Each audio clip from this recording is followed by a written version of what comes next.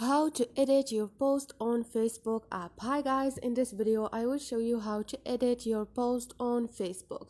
It's so easy and quick, so let's start. First thing, go to your Facebook app, click on it. For example, choose one of your posts on Facebook. All you need to do is, when you choose the post, click on those 3 points beside the post, and now click on edit post, which is the third option.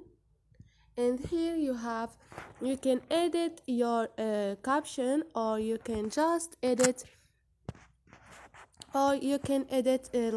tag people, add photo or emojis, or for example your location, wherever you want. If you are done, click on save, and they're gonna edit your post on Facebook. It's so easy and quick. Hope this video was helpful to you. If you like the video, don't forget to subscribe and like.